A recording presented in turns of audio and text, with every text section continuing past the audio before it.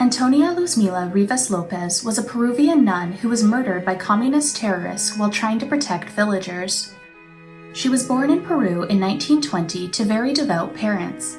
As a child, she developed a strong appreciation for nature.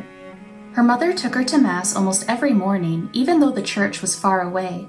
Antonia's older brother, Cesar, would grow up to become a priest. It was at her brother's ordination that she first felt called to the religious life. She entered the Sisters of the Good Shepherd and made her final vows when she was 29. She took the name Maria Agustina, and her fellow sisters nicknamed her Aguchita. For the next 40 years, Aguchita worked with her convent as a cook and a cleaner, as well as fulfilling nursing and teaching duties. She also took care of poor and abandoned children and supported underprivileged mothers. She organized a community kitchen and taught women workplace skills. One night, she dreamt of working in the jungle with peasants, though she didn't know that this dream would one day come true. In 1988, 68-year-old Aguchita was assigned to a remote parish where her order was supporting local peasants and indigenous people.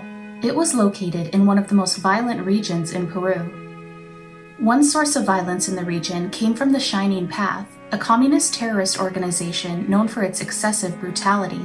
The Shining Path targeted the government, civilians, and the Catholic Church. Aguchita was aware of the risks she would face in this new assignment, but she was enthusiastic about helping people. It seemed like her earlier dream was coming true. In the mission, she lived simply and humbly. She never wasted anything, and she was loved by the locals for her kind and joyful nature. She was very passionate about helping the least fortunate. She said, "To love the poor is to love life. It is to love the God of life." Sister Yvette Arnold said, "She loved being with the women and children, teaching them useful skills, and going to the neighboring town for basic necessities. Despite health issues and the violence all around her, she chose to remain with the people, embracing her mission with courage and zeal."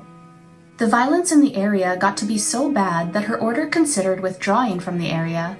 Aguchita made it known that she wanted to stay. 1 year before her death, she attended a spiritual retreat. After the retreat, she wrote to her superior and said, "Spiritually, I am about to take giant steps. It seems these will be the last days of my life. The years have passed, and I tell myself that the Lord brought me here to satisfy me in my old age before I die. Finally, I am clay in his hands." On September 27, 1990, Aguchita was teaching a cooking class with a group of girls when members of the Shining Path came into the town. They ordered all of the townspeople into the town square. The Shining Path had a list of people who they wanted to execute.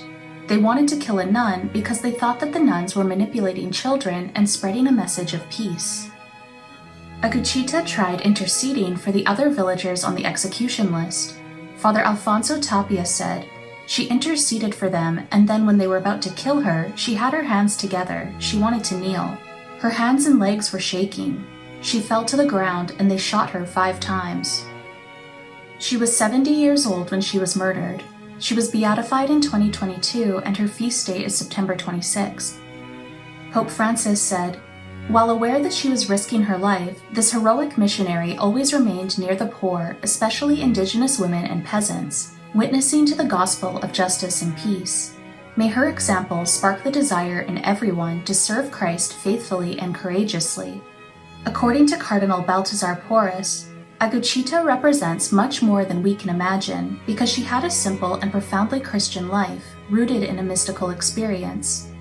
May she bless us and be a light of faith, especially at this time when the world so greatly needs it.